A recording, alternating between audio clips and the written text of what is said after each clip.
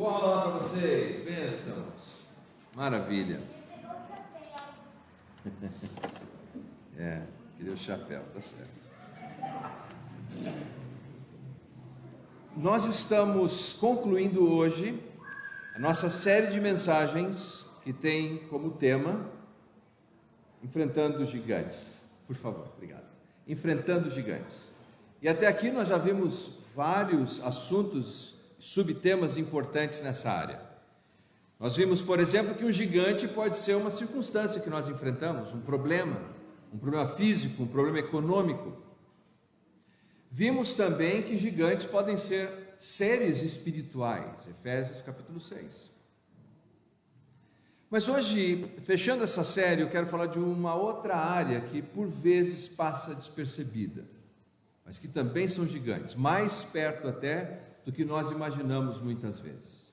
Eu quero começar compartilhando com vocês essa pesquisa. Voltaram os pensamentos, eu não faço a menor ideia, mas eles conseguiram de alguma maneira fazer esse registro e chegaram a uma conclusão muito interessante, que de todos os pensamentos que nós temos ao longo do dia, 80% dos nossos pensamentos são negativos. 80% do que nós pensamos é ruim, é torto, é tóxico, faz mal. E nós temos que lidar com isso todos os dias. Eles dizem ainda mais que 95% desses pensamentos estão em looping. Quer dizer, você fica relembrando aqueles pensamentos ruins que te fazem mal. E quando nós consideramos isso, um outro dado muito curioso das neurociências, eu achei isso fascinante. Não entendo muito bem como é, eu reconheço, mas achei fascinante. Quando você concebe um pensamento, entre a concepção do pensamento e a consciência de que está pensando naquilo, tem 300 milissegundos. Ou seja, enquanto ele já está concebido dentro de você, você sequer se deu conta ainda de que ele já está ali. Baseado nisso, uma pesquisa que começou no ano de 2014 com material bélico, eles tentaram desenvolver um equipamento para soldados. Se não me falha a memória, foi por causa da guerra do Afeganistão. Eles perceberam que alguns soldados conseguiam quebrar esse gap, essa distância, e por isso eles tinham o que eles chamaram popularmente de uma espécie de sexto sentido. Ou seja, antes de uma granada ser acionada, ele conseguia perceber isso. E por essa razão, vários soldados escapavam quando estavam com aqueles popularmente chamados de sexto sentido. Por causa disso, eles pesquisaram esse equipamento e vem estudando desde 2014, chamado de sentinela. Sentinela seria uma espécie de binóculo associado ao capacete, e quase que num filme de ficção, assim, do Exterminador do Futuro. O soldado que utiliza esse equipamento, quando entra num ambiente, ele tem um mapeamento geral de tudo isso, de todos os riscos possíveis, para diminuir aquela distância entre a concepção de um pensamento e a consciência dele. E assim, ganhar tempo e conseguir escapar de possíveis ameaças. Em casa nós sempre tivemos animais, de todos os tipos, eu acho que você pode imaginar já tivemos. Mas gatos são campeões lá em casa. E uma coisa que me chamou a atenção do gato aqui, isso não é científico, eu não pesquisei em lugar nenhum. Eu acho que os gatos, eles conseguem essa distância aí mais curta. No aniversário da minha filha mais velha, eu nunca vou esquecer dessa cena. Nós estávamos ali comemorando, quando apareceu uma cobra. E a cobra vinha em direção do platô onde nós estávamos e foi interceptada por um dos nossos gatos. O gato parou na frente da cobra. E todo mundo sensibilizado, coitado do gato. Quem que vai lá tirar a cobra do gato? Quem que vai tirar a cobra do gato? E o gato sentou na frente da cobra, que se posicionou para dar o bote. E ele se lambia. E quando nós menos esperávamos, o gato deu um pulo e uns 4, 5 tapas na cara da cobra. E pulou e sentou.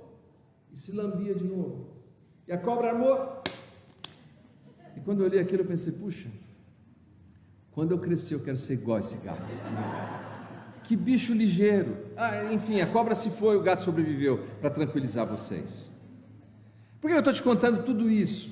Por que eu estou te falando de pensamento e dessa distância da concepção do pensamento e da consciência dele? Porque é uma batalha que nós não discernimos com frequência se dá aqui dentro. É a batalha da mente.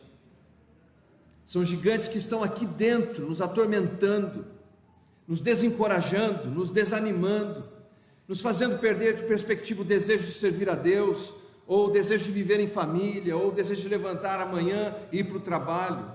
Nós vamos sendo tomados de uma desmotivação contínua. É como o cupim que vai comendo a gente por dentro. Lá em Mogi, vocês sabem, Mogi é uma cidade que tem problema com cupim. Você olha uma porta, está linda, quando você toca nela, ela está totalmente corroída, carcomida por cupim. Mas tem gente que está assim, que nós olhamos e aparentemente está tudo bem, mas aqui dentro não está bem, está corroído, está contaminado. E é um texto que eu gostaria de compartilhar brevemente com você hoje. Se encontra na segunda carta de Paulo aos Coríntios, segunda carta de Paulo aos Coríntios, capítulo 10, ele vai tratar desse assunto, ele vai nos mostrar como nós vamos sendo gradativamente minados por circunstâncias que têm por objetivo nos levar à lona e à derrota. Segunda carta de Paulo aos Coríntios, capítulo 10, a partir do primeiro versículo.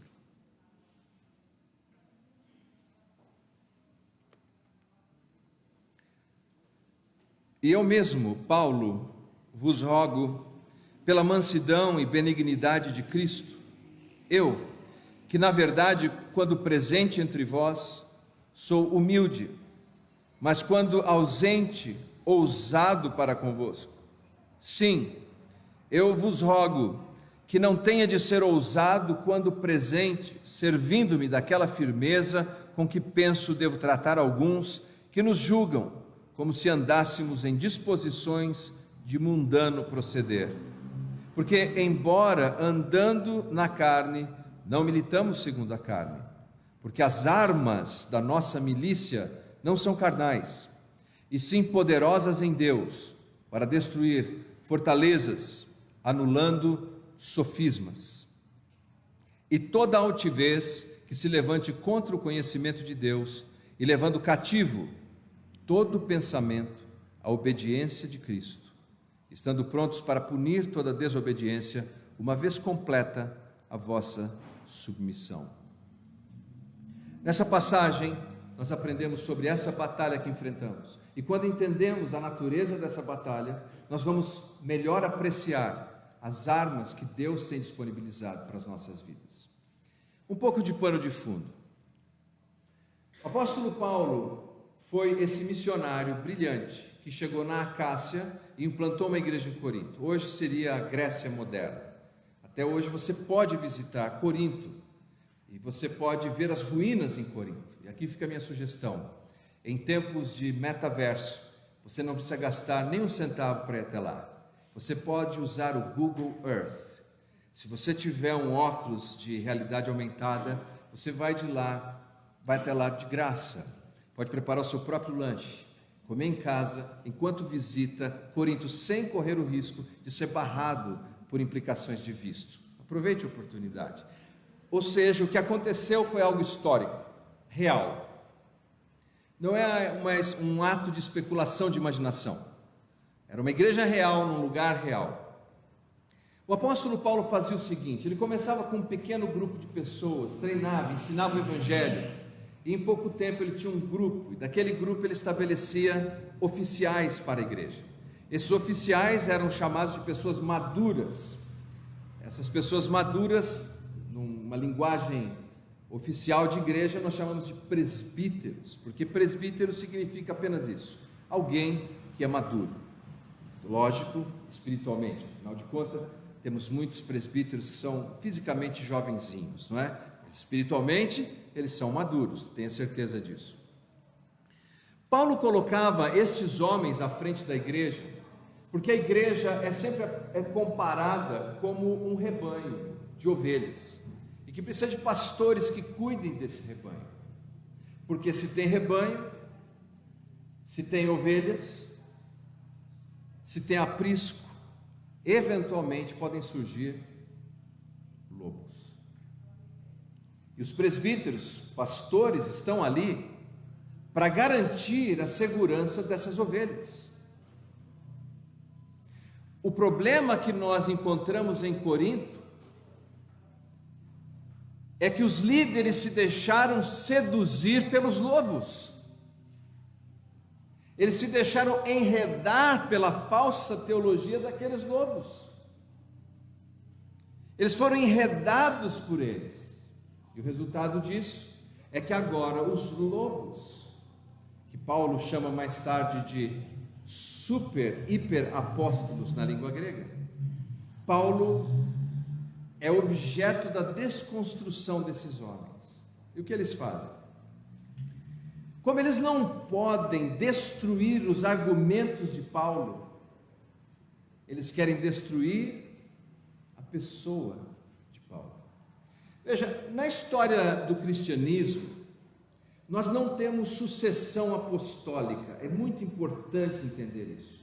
Quando o último apóstolo morreu, eu digo aqui apóstolo com A maiúsculo, apóstolo que foi seguidor e testemunha ocular da ressurreição de Cristo, quando o último apóstolo morreu, o apóstolo João, nenhum outro apóstolo foi levantado, nenhum outro. Nós podemos ter missionários, apóstolo talvez com A bem pequenininho, porque a palavra significa enviado, mas não há nenhum outro apóstolo como aqueles, porque Deus os investiu de uma autoridade especial, de uma capacidade especial, para que ao invés de termos homens sucedendo os apóstolos, nós tivéssemos a mensagem de Deus por meio da Escritura. Como foi citado na abertura do culto, Martinho Lutero enfatizava sola Escritura, só a Escritura. A autoridade está na palavra de Deus. Mas veja, para que aqueles homens tivessem a garantia de autoridade, eles demonstravam por meio de sinais prodigiosos que aquilo que eles tinham escrito era de Deus. E quando fechou o último livro, nós chamamos de cânon, a régua pela qual medimos as nossas experiências, fomos abençoados com a Bíblia, a palavra de Deus. Como retrucar do argumento de Paulo, se o argumento de Paulo era, portanto, palavra de Jesus, evangelho? Como retrucar com Paulo e tentar desconstruir a mensagem de Paulo, se o que Paulo está fazendo é comunicar a revelação de Deus? Muito difícil. Então eles usavam o que se chama em debate de ad hominem, uma palavra bonita em latim para dizer contra o homem. Se você não pode contra os argumentos, então você faz o quê? Você critica a pessoa. Se você não sabe o que é isso, é só assistir um dos debates políticos, você vai ver. A sua mãe usa bota, teu pai é narigudo, é aquilo, vamos desconstruir as pessoas, é o que encontramos aqui. Veja, tem várias acusações contra Paulo aqui nesse texto, mas eu quero destacar apenas duas por causa do horário. Segunda carta de Paulo aos Coríntios, capítulo 10, versículo 10. Paulo faz um registro do que estavam dizendo a respeito dele. O implantador daquela igreja, o apóstolo de Jesus, olha o que esses falsos mestres, esses falsos apóstolos diziam. As cartas, com efeito, dizem, são graves e fortes, mas a presença pessoal dele, de Paulo, é fraca, a palavra desprezível. Olha o que eles diziam de Paulo. O que eles diziam é, quando Paulo escreve uma carta, ele é um leão, mas quando Paulo está presente, ele é um gatinho. E dizem que a palavra de Paulo, veja você, é desprezível, que a pregação de Paulo é desprezível. Se você já pregou algum dia e recebeu uma crítica, fique tranquilo, apóstolo Paulo também já foi criticado. Olha o que eles diziam. Paulo, então, dos capítulo 10 até o capítulo 13, vai fazer o que nós chamamos de a defesa do seu ministério. Mas ele não vai defender o seu ministério apenas por uma razão pessoal, por causa da sua reputação. Meus queridos, a nossa reputação pouco vale. Todos nós um dia estaremos no mesmo lugar. Se Jesus voltar, vamos para o céu, se não estaremos na sepultura. Paulo não defende a sua reputação por si próprio. Ele defende porque, se ele for desconstruído como apóstolo de Cristo, a mensagem do Evangelho seria prejudicada. E por isso Paulo sai à luta para defender o Evangelho e defender o seu ministério. E veja como ele começa. No versículo 1 ele diz assim: rogo-vos pela mansidão e benignidade de Cristo. Lá no Evangelho de Mateus, capítulo 11, versículo 29, Jesus disse de si mesmo: eu sou manso e humilde. Paulo usa exatamente as mesmas palavras, e ele começa o texto dizendo assim: rogo-vos pela mansidão e benignidade de Cristo. Eles estavam dizendo, Paulo é fraco, e no contexto aí eles citam que Paulo é fraco em presença, usando a palavra humildade. Os gregos não apreciavam a palavra humildade. Esses falsos líderes eram provavelmente judeus, metidos com gnosticismos e conceitos gregos. A humildade não era uma virtude para eles, mas Paulo começa a dizer: eu rogo pela mesma humildade de Cristo. Pergunto, era Cristo fraco? Porque para o grego alguém que fosse humilde era porque era alguém fraco. Era Cristo fraco? Cristo é o mesmo que libertou, domesticou os piores demônios que podemos ler na Bíblia. Lembra da história do Gadareno? Ele libertou com o seu poder. Jesus simplesmente dava ordens às tempestades e elas acalmavam. Jesus, com uma palavra, fez com que uma figueira secasse. Uma palavra. Jesus é fraco? Não. Jesus tinha todo o poder em si, mas ele se submetia ao seu Pai, confiava no seu Pai. A humildade não é ter poder, a humildade não é ser fraco, a humildade é, apesar de ter todos os recursos para causar qualquer dano no outro, eu abro mão disso e confio no meu Pai Celestial. Isso é humildade. E Paulo era fraco?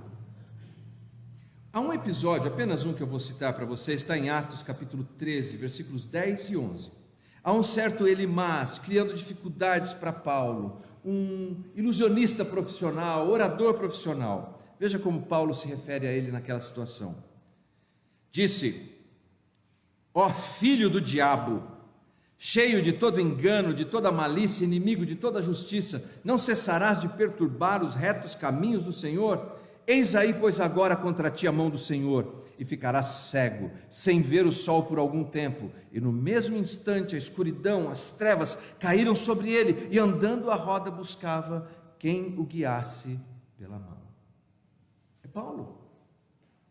Veja o poder que existia na vida dele. Mas quando ele estava com aqueles irmãos na fé, ele era gentil, ele era humilde, ele era cordial. Não porque fosse fraco. O que esses ataques objetivavam? Desconstruir a identidade de Paulo. Poluir de tal maneira a mente de Paulo e o coração de Paulo, dizendo: você é fraco, você não tem condições, a sua aparência é desprezível, a sua mensagem é ruim. Palavras negativas, para que a identidade de quem é Paulo fosse desconstruída. Dizem que nas Ilhas Salomões há uma tribo que, quando eles querem que uma árvore caia, ao invés de ir lá e cortar, eles começam a gritar impropérios para aquelas árvores. Eles começam a dizer palavras terríveis contra aquelas árvores. E esses primitivos indígenas acreditam que a árvore perde a vida, seca, morre, cai. Mas alguns de nós estamos assim. Nós ouvimos tantas palavras negativas, tanta ofensa, tanto xingamento, tantas palavras ruins, que nós vamos sentindo a vida sendo drenada de dentro de nós, e a nossa identidade vai ficando confusa. Mas não se engane, essa é a estratégia de Satanás: destruir a nossa verdadeira identidade. Veja como Paulo define tudo isso. Versículo 3, ele diz que é uma luta.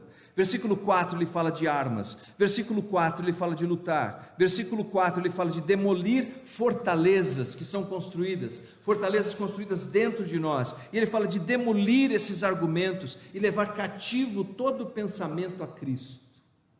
Quando ele usa essa expressão, ele está citando Provérbios 21, 22, que diz assim: o sábio conquista a cidade dos fortes e derruba a fortaleza em que eles confiam. É uma batalha de conhecimento, é uma batalha de saberes que se colidem. Alguns saberes mundanos, diabólicos, demoníacos, que vêm para poluir a nossa mente e desconstruir quem nós somos. Mas do outro lado, há uma sabedoria divina maravilhosa, afirmando quem nós somos em Jesus. Jesus, quando foi tentado, você lembra qual foi a tentação? O diabo disse a ele: se você é filho de Deus, veja, se você é, vamos colocar isso em xeque, em dúvida, transforme as pedras em pães. Se você é filho de Deus, se lança do pináculo. Quando Jesus está na cruz, se entregando por nós vicariamente, o brado era: desce da cruz. Se você é filho de Deus, desce da cruz, e nós vamos acreditar. A identidade de Cristo colocada em xeque. O apóstolo Paulo sabia quem era o seu Salvador, e por meio de todos esses desafios estavam tentando colocar em xeque a sua identidade. Você, bombardeado por pensamentos negativos que te desconstroem a cada dia, tem dia que você pensa: eu não sou um bom pai, eu não sou uma boa mãe, eu não sou um bom marido, eu não sou uma boa esposa, eu não sou um bom crente, porque se eu fosse eu não estaria vivendo assim, eu não estaria me comportando dessa maneira. Quem define a sua identidade não são as suas circunstâncias, não são nem mesmo as suas virtudes. Quem define a sua identidade é Jesus Cristo. E a Bíblia nos diz no Evangelho de João, no primeiro capítulo, no versículo 12: e todos os que nele creram, deu-lhes o poder de serem feitos filhos de Deus. A sua identidade é essa.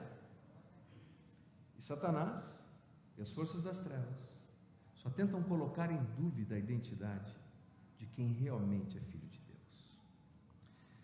Paulo vai adiante e ele nos mostra o seguinte, versículo 4, que para lidarmos com tudo isso, as nossas armas são poderosas em Deus. Se o mundo soca, nós não socamos. Se o mundo xinga, nós não xingamos. Se o mundo nos agride, nós não agredimos. Nós usamos as armas que são poderosas em Deus. E permita compartilhar brevemente algumas. Oração. Ore. Quando você se sentir perseguido, ofendido, humilhado, ore. Primeira coisa, fale com Deus. Quando vem alguma notícia, fale com Deus. Quando você se sentir ofendido porque alguém não te marcou naquela foto do Instagram, ore. Ore. Primeira coisa, ore. Quando você sentir aquela pressão interior, eu sei o que é isso. Alguém me perguntou um dia, não só de não ser marcado no Instagram, também sei o que é isso, mas não é esse o ponto. Alguém me perguntou: mas Leandro, você já foi ofendido assim gravemente? Deixa eu te contar essa história. Eu tive a oportunidade de tomar um café delicioso com um escritor brilhante chamado Warren Wiersbe. Ele escreveu vários comentários, inclusive foram publicados agora no Brasil recentemente. E eu estava começando no rádio, já faz um tempinho. Ele já era um radialista antigo. Ele me perguntou: Leandro, você já recebeu uma carta bem ofensiva? Na hora que ele disse isso, eu lembrei na hora, gente, uma carta que eu tinha recebido do rádio. Para quem não sabe o que é carta, aquela coisa que põe no envelope, tinha selo, antes do WhatsApp. Eu lembrei na hora daquela carta que dizia assim: Leandro Tarrataca, se existe inferno, é para lá que você vai.